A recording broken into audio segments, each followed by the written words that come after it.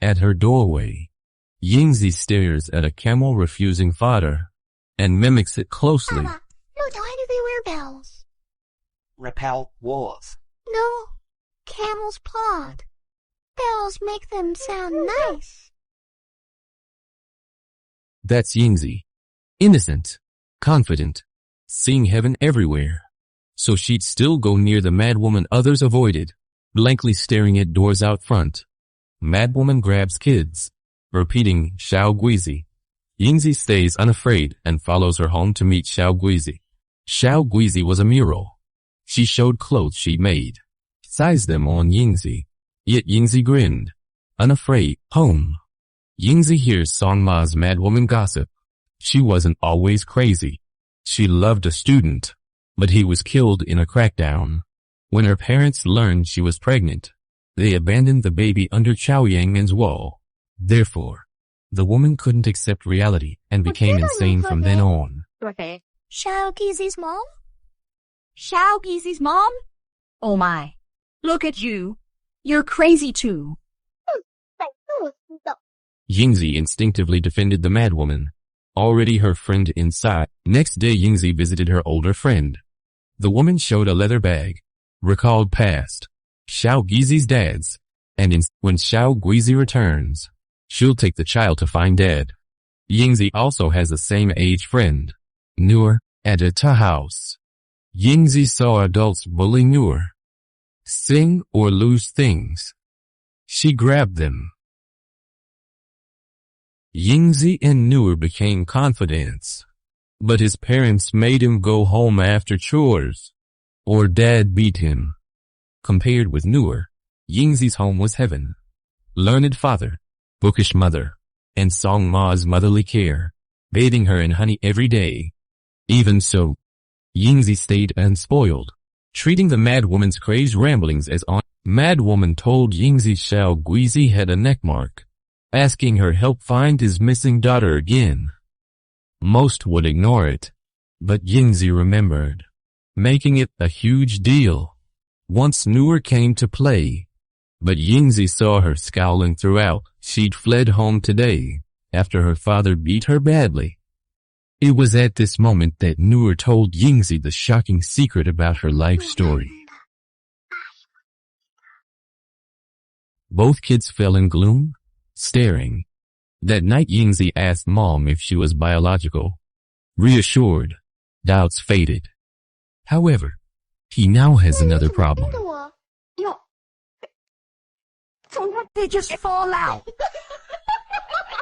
Yingzi didn't know why babies fell from armpits, but laughed anyway. In South City, days passed. Not in school yet.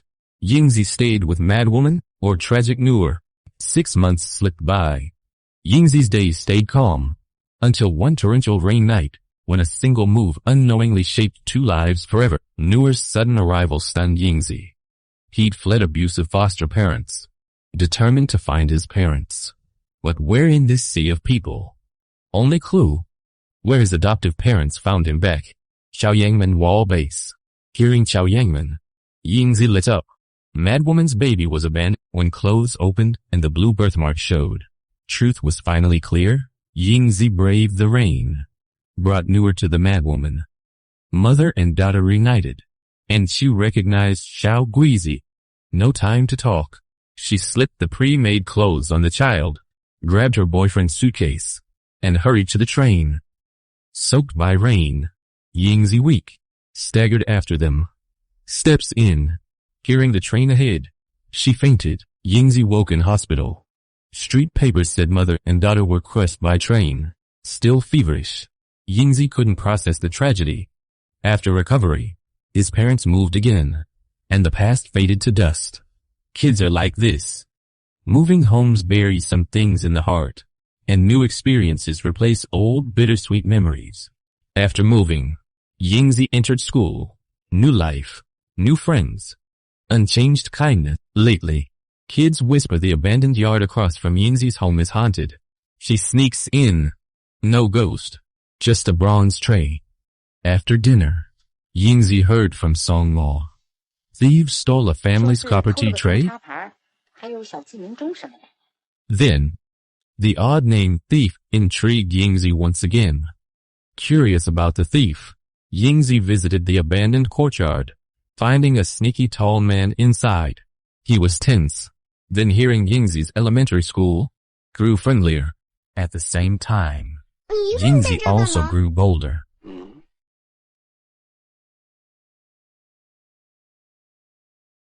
You say? You're here to take a crap, aren't you?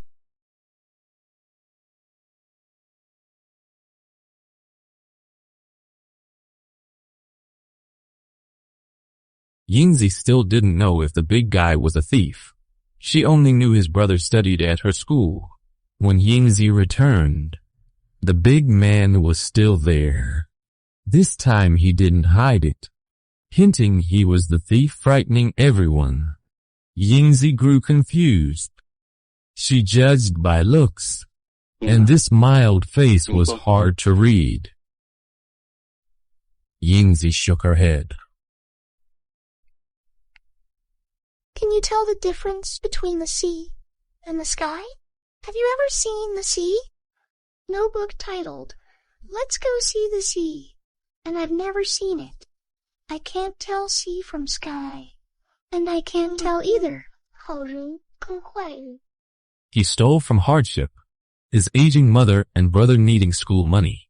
Confused, he embraced a disastrous idea. The guy regretted his actions, but it was too late. One day Yingzi roamed an abandoned courtyard and found a bronze Buddha. Still baffled, he gripped the Buddha, stepped outside, and met a roadside vendor.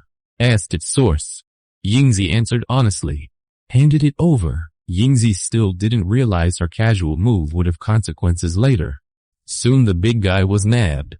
The street vendor was an undercover cop. After seizing the bronze Buddha, police staked out and finally trapped him. In crowd, captive giant took blame. He hardly cared about it. Spotting Yingzi beside the grown-ups, the big man winked in the sun and warmly smiled, giving her a last goodbye. Yingzi realized her mistake put the guy in jail. She was racked with guilt, yet still can't see why her good man looked evil to others. Doubt remained. New confusion came. After school, Yingzi returned home and saw Song Ma's donkey out. He knew whenever Song Ma's kin came, they'd grab her savings. But this time he was wrong. Her nephew came. Not her husband. Meeting her nephew, Song Ma asks about the kids. He dodges, but urges her home often. Song Ma dodged talk of going home. The couple clashed. Else she wouldn't travel far to manage another household. Yingzi overheard Song Ma and nephew. Curious, she asked about Song Ma's children before. Then, why not take them yourself? Why come to our house as a maid? Why hand your pay to others who ate it? Yingzi kept firing questions. Song Ma shrugged. You wouldn't understand. Song Ma knew. Even if she told Yingzi, the child couldn't feel her hardship. People praise confiding as an emotional outlet, yet no one truly shares another's feelings. The listener thinks they understand, but ends up bewildered in fog. Yingzi's dad was sick, coughing all night yet still avoiding hospital. She assumed his post office job had overworked him. Yingzi's father was once a fiery, idealistic youth. Whenever police seized progressive students, he sighed to himself. Mom urged him to keep clear, but fate varies, and some faith resists any force. Days later, Song Ma's husband arrived with dire news. Her son was dead, and her daughter was sold off long ago. Poverty and laziness. Facing her useless husband, Song Ma could only cry, then steeled herself. Even childless back home, she'd never return. Dragged or not, after autumn, bleak red hills mirrored Yingzi's father. Beyond late-stage lung cancer, he had very little time. Yingzi's sister visited the hospital, always bringing Dad a small gift. This time, his report card. Late this term? After that, I was never late again. Do you remember that beating? It hurts bad. I can't forget it. Do you hate Dad? No.